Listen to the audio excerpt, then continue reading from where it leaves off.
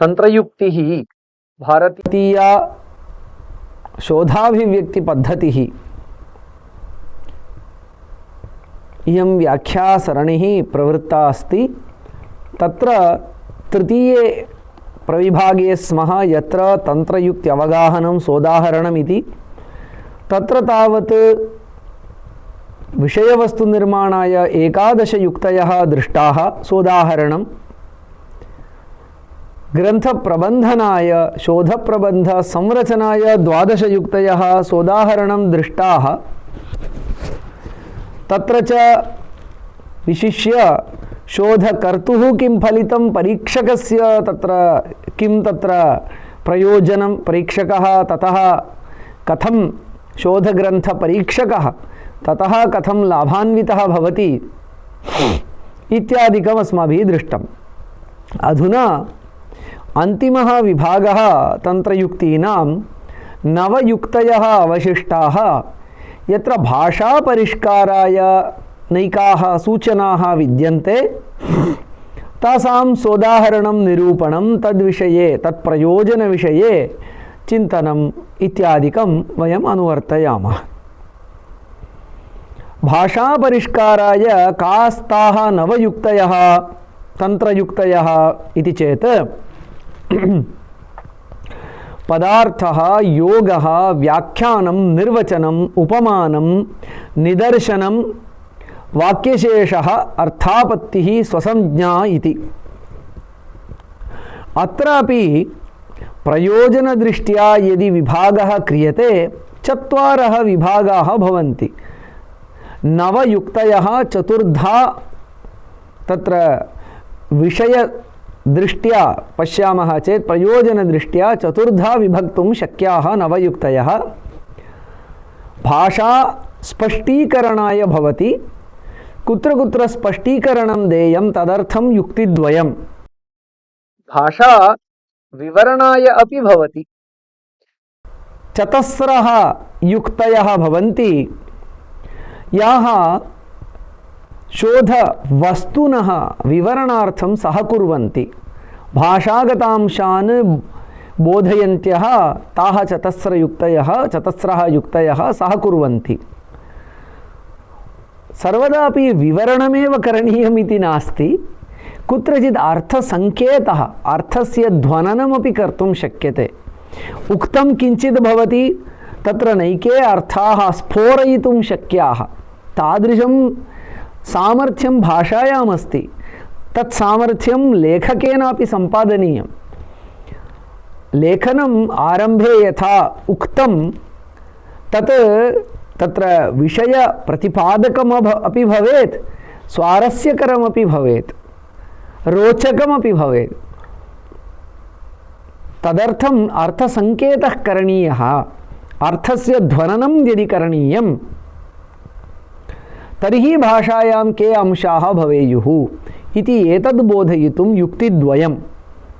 अन्ते च यदि नूतनाः परिभाषाः अथवा पारिभाषिकाणि पदानि स्रष्टव्यानि तदर्थमपि अवसरः देयः।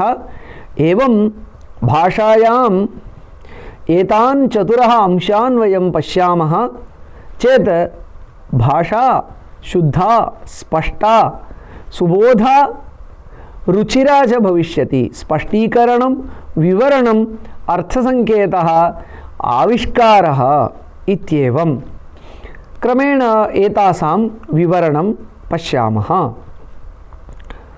प्रथमा युक्तिः पदार्थः इति।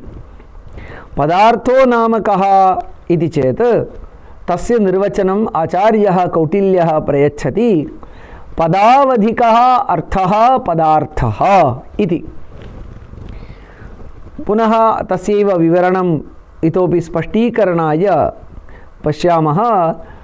योऽर्थः अभिहितः सूत्रे पदे वा सः पदार्थः नाम सान्दर्भिकः अर्थः इति। नाम यमर्थं मनसि निधाय तत् पदं प्रयुक्तं तस्य अर्थस्य सान्दर्भिकस्य अर्थस्य प्रकाशनं पदार्थतन्त्रयुक्तेः प्रयोजनं, तस्य स्मारणं पदार्थतन्त्रयुक्तेः प्रयोजनं भवति। नाम प्रयुक्तानि पदानि संस्कृतभाषायाः पदानाम् अर्थवैपुल्यात् कम् अर्थं मनसि निधाय ग्रन्थकारः तत्सन्दर्भे पदं प्रयुक्तवान् इति स्पष्टीकरणम् आवश्यकं भवति। तस्मात् पदार्थतन्त्रयुक्तिः अत्यन्तं तत्र महत्त्वम् आवहति भाषादृष्ट्या। तत्र उदाहरणम् आचार्यः कौटिल्यः एव प्रयच्छति। तत्र मूलहरः यः पितृपैतामहम् अर्थम् अन्यायेन भक्षयति सः मूलहरः इति। स्वयमेव अत्र आचार्यः कौटिल्यः मूलहरः इति पदं प्रयुङ्क्ते, परन्तु स्वयमेव तस्य पदस्य अर्थमपि विवृणोति। तत्र मूलहरपदश्रवणेन कः अर्थः मनसि आगच्छेत्? मूलं नाम वृक्षस्य मूलम् इति भवति। वृक्षस्य मूलं यः हरति नाशयति, वृक्षस्य वा सस्यस्य वा इत्ययम् आपाततः अर्थः भवति, लिटरल् मीनिङ्ग्। परन्तु सान्दर्भिकः अर्थः कः इत्यपि प्रतिपादनं ग्रन्थकर्तुः दायित्वम्। सामान्यतः बुद्धिमन्तः पाठकाः सान्दर्भिकमर्थमेव गृह्णन्ति, तथापि तत्र ग्रन्थकर्ता जागरूकतां तत्र वहेत्, येन कदाचित् अत्यन्तं सान्दर्भिकतया अर्थः ग्रहीतुं शक्यश्चेदपि कदाचित् अन्यथैव तस्य व्याख्यानं तत्र भवितुमर्हति। तस्मात् यदि तादृशं सन्दर्भं निवारयितुम् इच्छति ग्रन्थकर्ता शोधकर्ता, तर्हि स्वेन प्रयुक्तस्य कदाचित् संदिग्धार्थस्य अर्थस्पष्टीकरणं, सर्वेषामपि पदानां स्पष्टीकरणं ग्रन्थकर्ता स्वेन प्रयुक्तानां करणीयमिति नास्ति, तथापि यत्र कदाचित् एतादृशानि पदानि अन्यथा अर्थमपि प्रयच्छन्ति तत्र स्वयमेव अर्थः प्रतिपादनीयः ग्रन्थकर्त्रापि। पदस्तरे अपि जागरूकता आवाहनीया। यथैव अस्माभिः दृष्टं कथं विषयवस्तु निर्मातव्यं, कथं तत्र ग्रन्थस्य संरचना करणीया, अत्र मैक्रो डीटैल्स् इति वयं पश्यामः। अतः नाम एकैकं पदमपि कथं भवेत् इति विषये जागरूकता भवेत्। अतः तन्त्रयुक्ति provides both macro structuring and micro structuring of the treatise. नाम स्थूल स्वरूपं कथं भवेत्, ग्रन्थस्य स्थूलाकृतिः कथं भवेत्, तस्य सूक्ष्म अवयवानामपि तत्र शिल्पवत् संरचनं कथं करणीयं। नाम शिल्पी केवलं स्थूलां काञ्चित् आकृतिं न रचयति, तत्र नासिका कथं भवेत् शिल्पे, नेत्रे कथं स्यातां, कर्णस्य स्वरूपम् इत्यादि सर्वमपि जागरूकतया सः सूक्ष्मान् अंशान् अपि तत्र शिल्पकारः एवं परिष्करोति। एवं शोधग्रन्थः अपि it should not only take care of the macro aspects, gross aspect, स्थूल अंशानां यथैव निरूपणं करणीयं। नाम किं शीर्षकं, कः अध्यायविभागः इति स्थूलांशाः, परन्तु अनिष्ठाः भागाः पदस्तरीयाः तेपि जागरूकतया निर्मातव्याः शोधकर्ता। तदेव हि शुद्धं स्पष्टं गभीरं सूक्ष्मं शोधकार्यं भवति। शोधाभिव्यक्तौ तत्र इदमेकं महत् चिन्तनम् अवधेयम्। अस्तु, प्रकृतमनुसरामः। यत्र मूलहरः इति पदं प्रयुक्तं तत्र सस्यस्य मूलं यः हरति सः अर्थः वा इति चेत् न। मया मदीये सन्दर्भे तावत् कः अर्थः कृतः इति स्वयम् आचार्यः कौटिल्यः कथयति। यः पितृपैतामहमर्थम् अन्यायेन भक्षयति सः मूलहरः। नाम पितृर्जितं, पितामहेन अर्जितं, सङ्गृहीतं, भवते दत्तं यद्धनं यः अर्थः तम् अव्यवस्थिततया यः भक्षयति नाम यः तत्र किञ्चिदपि अवधानं न करोति ओ मया इदं मूलधनं नाशितं चेत् मम जीविका का भविष्यति इति चिन्तनेन विना यदि कश्चन व्यवहरति सः मूलहरः इत्युच्यते। तत्र मन्त्रिणाम् अन्येषां कर्मकराणां नियोजनावसरे मन्त्री वा भृत्यः वा मूलहरो न भवेत् इति। राजसेवायां यः नियुक्तः भवति तस्य यदि मूलहरत्वं भवेत् तर्हि राज्ञः कोशात् सर्वं नश्येत्। तस्मात् मूलहरः क्वालिफैड् न भवति राजसेवायां प्रवेष्टुम् इत्यस्मिन् सन्दर्भे मूलहरपदं प्रयुज्य तस्य व्याख्याञ्च चक्रे आचार्यः कौटिल्यः तस्मात् अयं पदार्थः इत्युच्यते। यः पितृपैतामहमर्थम् अन्यायेन भक्षयति सः मूलहरः इति यद्वाक्यमस्ति सः तत्र पदार्थतन्त्रे मूले एव though it is an interpretative tool पदार्थतन्त्रयुक्तिः तत्र व्याख्यान उपकरणम् इति दृश्यते तथापि तत् मूलग्रन्थे एव नियोजयितुं शक्यते नियोजितमपि अस्ति तत् प्रदर्शितमस्ति। अतः मूलग्रन्थे एव मूलग्रन्थरचयिता स्वस्य ग्रन्थे व्याख्यानगतान् अंशानपि तत्र योजयेत् इति वयम् अवगन्तुं शक्नुमः। इतर स्वकीयशोधकार्येपि नाम जनाः कदाचित् किञ्चित् अप्रसिद्धशब्दानां प्रयोगेण स्वात्मनः पाण्डित्यं प्रदर्शयन्ति। कदाचित् स्वस्य गाम्भीर्यं प्रदर्शयितुम् अप्रसिद्धशब्दं वा आर्षं वा कदाचित् प्रयोगं कुर्वन्ति। शास्त्रग्रन्थप्रणयने तत्र भाषागत तत्र प्रावीण्यम् आवश्यकं किन्तु अप्रसिद्धशब्दप्रयोगेण तद् न साधनीयमस्ति। यदि कदाचित् अप्रसिद्धशब्दस्य प्रयोजनं निवारयितुं न शक्यते तर्हि तद् प्रयुज्य अर्थविवरणं करणीयम्। अग्रे वयं पश्यामः अप्रसिद्धशब्दम् इति एकः तन्त्रदोषः इति। तस्मात् तं तन्त्रदोषं निवारयति पदार्थतन्त्रयुक्तिः। जागरूकतया ग्रन्थकृत् पदार्थतन्त्रयुक्तेः उपयोगं कुर्यात्। किञ्च उदाहरणान्तरमपि पश्यामः। तत्र सुश्रुतसंहितातः इदं इदम् उदाहरणं भवति। वेदोत्पत्तिमध्यायं व्याख्यास्यामः इत्युक्ते सन्दिह्यते बुद्धिः कथमस्य वेदस्य उत्पत्तिं वक्ष्यति इति। यतः ऋग्वेदादयस्तु वेदाः विदविचारणे विदलाभे इत्येतयोश्च धात्वोर् अनेकार्थयोः प्रयोगात् तत्र पूर्वापरप्रयोगमुपलभ्य प्रतिपत्तिर्भवति आयुर्वेदोत्पत्तिमयं विवक्षुरिति एषः पदार्थः इति।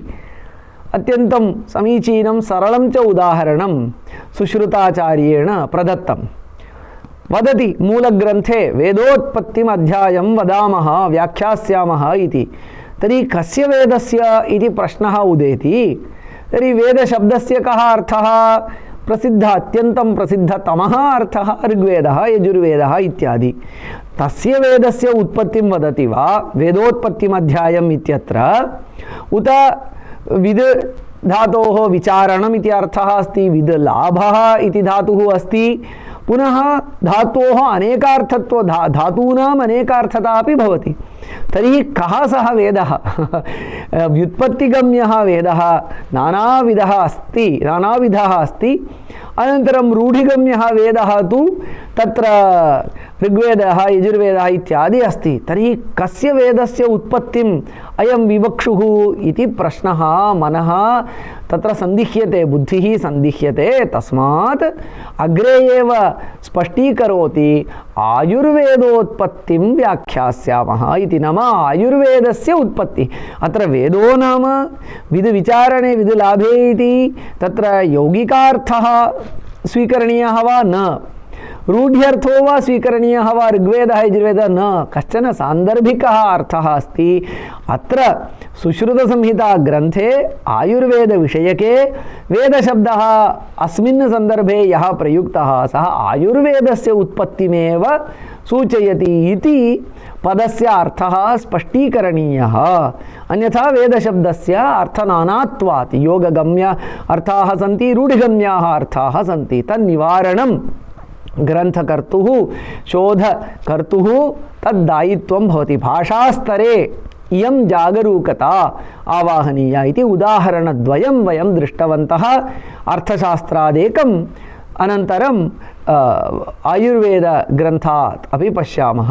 भगवद्गीतायामपि बहुत्र पदार्थः क्रियते, यतोहि भगवद्गीता भाष्ये विशिष्य भाष्यग्रन्थेषु इयं पदार्थतन्त्रयुक्तिः विपुलतया उपयुज्यते।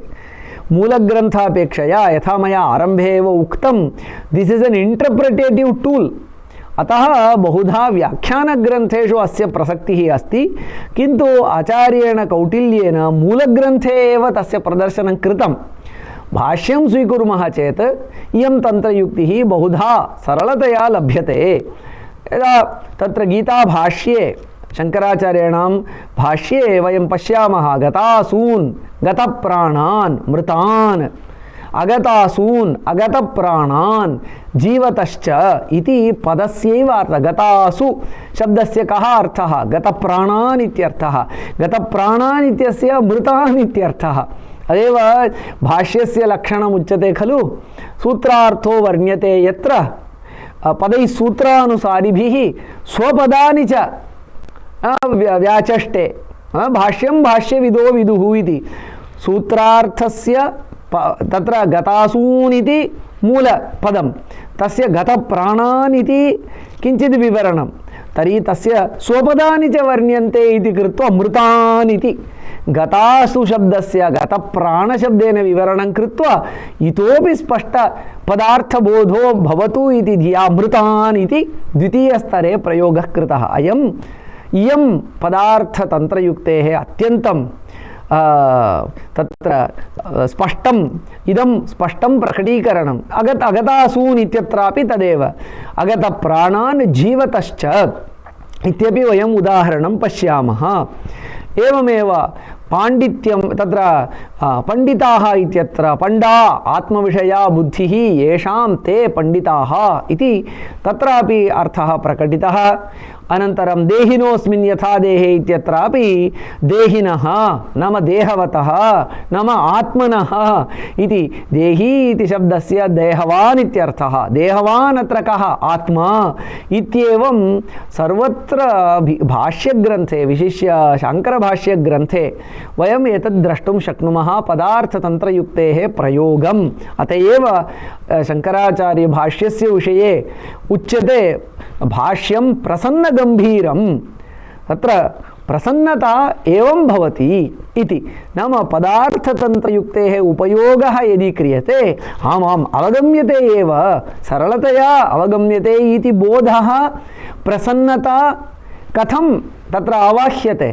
नाम पदार्थतन्त्रयुक्तः, नाम भाषायां सा शैली इति न, सा शैली कथमायाति? तन्त्रयुक्तेः प्रयोगादायाति। प्रयोगः यदि तन्त्रयुक्तिप्रयोगः मनसि अत्यन्तं रूढः तर्हि भाषा स्वभावतः ललिता भवति, प्रसन्ना भवति, गम्भीरा अपि भवति। तस्य इदं स्पष्टं विस्पष्टम् उदाहरणं पदार्थतन्त्रयुक्तेः। तस्मात् अनुसन्धाता पदानां गभीराणां प्रयोगं कर्तुमर्हति, किन्तु यदि अत्यन्तमेव दुरवगाह्यं तत्पदं दुरवबोधं तर्हि तत्रैव तस्य स्पष्टीकरणदायित्वमपि तस्य अस्ति। तेन जनानां प्रसन्नभावः भवति पठने। परीक्षकाः अपि एतादृशे प्रबन्धे अवश्यमेव पारिभाषिकानि पदानि प्रयोक्तुं शक्यन्ते। तत्र सन्दर्भसहिता तत्र स्पष्टपरिभाषा अस्ति वा तेषां पदानाम् इति, यतोहि तत्र भ्रान्तिः भवितुमर्हति। विभ्रामिका अस्ति वा भाषा अथवा स्पष्टीकरणपरा अस्ति वा भाषा इत्येतद् पदार्थतन्त्रयुक्तेः उपयोगेन परीक्षकः मातुं शक्नोति इति स्पष्टीकरणाय विद्यमानयोः युक्त्योः इयं प्रथमा युक्तिः पदार्थः इति। नौ स्पष्टीकरणार्थमेव पुनः भाषा स्पष्टीकुर्यात् इत्यस्ति खलु, तत्र स्पष्टीकरणाय विद्यमानयोः युक्त्योः प्रथमा युक्तिः दृष्टा पदार्थयुक्तिः। पुनः भाषां स्पष्टीकर्तुम् अपरापि युक्तिः वर्तते, योगः इति।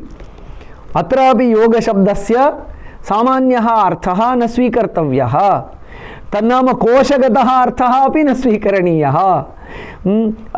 तत्र योगः नाम सन्नहनोपाय ध्यानसङ्गतियुक्तिषु इति येषु कोऽपि अर्थः योगः सन्नहनोपाय ध्यानसङ्गतियुक्तिषु इति तत्र अमरकोशे यः अर्थः अपि तदपि अतिरिच्य कश्चित् अर्थविशेषः अस्ति योगशब्दस्य अत्र तन्त्रयुक्ति अन्तर्गतस्य। तर्हि किं तत् इति चेत् तत् निर्वचनगम्यः एव सः अर्थः भवति, वाक्ययोजना योगः इति। व्यस्तानां पदानाम् एकीकरणम् इतोपि तस्य स्पष्टबोधः भवतु इति एवं विवरणं कौटिल्यस्तु कथयति वाक्ययोजना योगः इति। कदाचित् विशिष्य तत्र पद्यात्मकेषु ग्रन्थेषु इयं समस्या भवति, कदाचित् गद्यात्मकग्रन्थेष्वपि इदं भवितुमर्हति। परन्तु अत्र विद्यमानम् उदाहरणद्वयं यत् प्रदर्श्यते, पद्यात्मकमेव उदाहरणं प्रदर्श्यते, गद्यात्मकभागे अपि भवति इत्येतत् स्मार्यते सूच्यते। अत्र कौटिल्यः आचार्यः उदाहरणं कथयति, चतुर्वर्णाश्रमो लोकः राज्ञा दण्डेन पालितः स्वधर्मकर्माभिरतः वर्तते स्वेषु वर्त्मसु इति श्लोकः। नाम चतुर्वर्णाश्रमः नाम ब्राह्मणादि चत्वारः वर्णाः ये सन्ति तदात्मकः, अनन्तरं ब्रह्मचर्यादि आश्रमान्तर्गतः चतुर्वर्णगतः लोकः जनः जनसमूहः राज्ञा दण्डेन पालितः। एतादृश जनसमूहः दण्डवता राज्ञेन सम्यक् पालितः, स्वधर्मकर्माभिरतः, स्वस्य धर्मे स्वेन कर्तव्ये कर्मणि च अभिरतः भवति, वर्तते स्वेषु वर्त्मसु, स्वस्वमार्गे वर्तते इति। किन्तु अत्र कथं तत्र योगतन्त्रयुक्तिः इति चेत् तत्र सामान्यतः कर्तृपदस्य क्रियासूचकपदानां तत्र पदसमूहानां च अन्वयो भवेत्। सामान्यतः तयोः नैकट्यं भवति चेत् स्पष्टः बोधः भवति। अत्र तावत् लोकः स्वेषु वर्त्मसु वर्तते इति अन्वयः भवेत्। लोकः इति कर्तृपदं तु प्रथमे पादे, वर्तते स्वेषु वर्त्मसु इति अयं वाक्यखण्डः क्रियापदघटितः अन्ते वर्तते। लोकः स्वेषु कर्मसु वर्तते, परन्तु तन्मध्ये राज्ञादण्डेन पालितः, स्वधर्मकर्माभिरतः इत्यादि पदजातं मध्ये आयातं। तस्मात् दूराद् यत्र अन्वयः भवति, श्लोकरचना कदाचित् तथा भवति यत्र दूरादन्वयः कर्तव्यो भवति। तादृशः सन्दर्भः यदि आयाति तर्हि अन्वयः कथं कर्तव्यः इति तदपि सूचनीयं ग्रन्थकर्त्रा। तदपि आचार्येण कौटिल्येन प्रदर्शितं। तत् लोकः स्वेषु वर्त्मसु वर्तते इति योगः करणीयः। कर्तृपदस्य क्रियासूचकपदसमूहस्य च एवम् अन्वयं कुर्मः चेत् लोकः कथं स्ववर्त्मनि वर्तते इति प्रश्ने जाते राज्ञा दण्डेन पालितः सन् एवं स्वेषु वर्त्मसु वर्तते इति यत्र दूरादन्वयसम्भावना तत् स्पष्टीकरणीयं। तत्र स्पष्टीकरणं देयं शोधकर्त्रा। कदाचित् इदं गद्यरचनायामपि भवति। शोधवाक्यानि वयं लिखामः, मनसि तादृशाः विचाराः भवन्ति, एब्स्ट्राक्ट् ऐडियास् भवति। अतः कर्तृपदं कुत्रापि भवति, अन्ते कर्मपदं वा तत्र क्रियापदं वा बहु दूरात् तत्र अन्वेतव्यं भवति। तथा न भवेत्। अन्वयः तत्र स्वभावतः सिद्ध्येत्। यदि तथा नास्ति तर्हि ग्रन्थकर्तुः इदं दायित्वं भवति, अन्वयः साधनीयः, तदर्थं व्यवस्था कल्पनीया, तत्र सङ्केतः देयः स्वस्य ग्रन्थे इति। एवमेव एकम् उदाहरणं पुनः सुश्रुतसंहितातः पश्यामः। तैलं पिबे चामृतवल्ली निम्ब हंसाह्वया वृक्षकपिप्पलीभिः सिद्धं बलाभ्यां च सदेव दारु हिताय नित्यं गलगण्डरोगे इति। गलगण्डरोगः अस्ति, तदर्थं किञ्चित् तैलं पातव्यं। कीदृशम् इति चेत् तत्र श्लोकं यदि पश्यामः, अमृतवल्ली निम्ब हंसाह्वय वृक्षक पिप्पलीभिः सिद्धं तैलं पिबेत् इति। परन्तु कथमस्ति इति चेत् अत्र विशेषणविशेष्ययोः दूरादन्वयः जातः। पूर्वत्र क्रियापदस्य कर्तृपदस्य च अत्यन्तं तत्र दूरे अवस्थितिः जाता, तस्मात् ग्रन्थकर्त्रा तत्र अन्वयः करणीयः इति प्रदर्शितं। योगतन्त्रयुक्तिः तत्र प्रयोक्तव्या इति। अत्र किं जातम् इति चेत् विशेषणविशेष्ययोर्मध्ये दूरं तत् जातं। नाम तत्र देशतः श्लोके वयं पश्यामः चेत् प्रथमपादे विशेष्यमस्ति, तैलं पिबेत् इति विशेष्यमस्ति। परन्तु तैलं पिबेत् चामृतवल्ली निम्ब हंसाह्वया वृक्षकपिप्पलीभिः इति प्रथमपादे यद् विशेष्यं तस्य विशेषणं तृतीयपादे अस्ति सिद्धम् इति। तर्हि एताभिः पिप्पलीभिः सिद्धं तैलं पिबेत् इति दूरादन्वयः कदाचित् विशेषणविशेष्ययोः मध्ये अपि भवति। तत् प्रदर्शनं तैलं सिद्धं पिबेत्, तैलं पिबेत् सिद्धम् इति सम्बन्धः इति। कदाचित् इदमपि व्याख्यातॄणां मूलग्रन्थापेक्षया व्याख्यातॄणां इदम् उपकरणं भवति। कदाचित् मूलग्रन्थप्रणेता एव एतद्विषये यदि जागरूकः एतादृशान् प्रयोगान् सः वारयितुम् अर्हेत्। तस्मात् दूरादन्वयो मम भाषा शोधकर्तुः मम भाषा कथं भवेत् इति चेत् एवं दूरादन्वयापादनम् अपेक्षितम् इति परिस्थितिमती न भवेत्। सरल अन्वयः साधनीयः। नाम तर्हि तत्र सुश्रुतसंहितायां कौटिल्यशास्त्रे दोषः वा इति चेत् महद्यज्ञानं तैः प्रदत्तं, तत्र एते सर्वेपि अंशाः कदाचित् कियद् रचनीयमासीत् तैः, तेषां ज्ञानदानदृष्ट्या एते सर्वेपि अंशाः अत्यन्तं तत्र अवधानार्हाः न भवन्ति। परन्तु अस्माभिः शोधकर्तृभिः यदा कार्यं क्रियते दूरादन्वयो माभूत्। यदि तादृशपदानि तादृशश्लोकाः तादृशवाक्यानि यदि रचितानि तर्हि अन्वयः एवं कर्तव्यः इति स्पष्टीकरणं तदपि तत्र ग्रन्थकर्तुः शोधकर्तुः एव दायित्वं भवति इत्यपि अवधेयं। तस्मात् इतः अनुसन्धाता पुनः पुनः प्रबन्धं पठेत्। मया एकवारं लिखितं स्वेनैव लिखितं पुनः न वाचयति इति न भवेत्।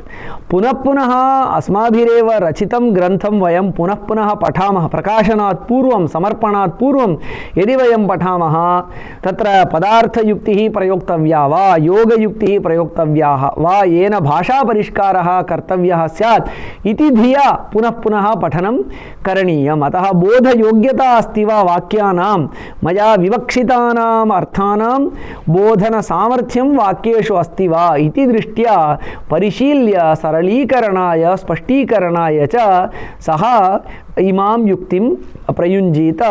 ग्रन्थकृत् एवमेव शोधकर्मकृत् एवमेव शोधग्रन्थपरीक्षकः अपि जटिलवाक्यानाम् अर्थस्पष्टीकरणाय शोधकर्त्रा प्रयत्नः कृतोऽस्ति वा न वा इत्यपि द्रष्टुं शक्नोति। अतः एतेन नाम कुत्रचित् तत्र स्पष्टमेव अर्थं पुनः पुनः स्फुटयति वा न, इयं युक्तिः प्रयुक्ता इति दर्शनार्थम् एवं करोति वा, उत वस्तुतः योगयुक्तिं प्रयुज्य तर्हि सः समग्रबोधावगम्यतावर्धनं सः कृतवान् वा इत्यपि सः परीक्षणं कर्तुम् अर्हति। एवञ्च युक्तिद्वयम् एतावता अस्माभिः दृष्टं।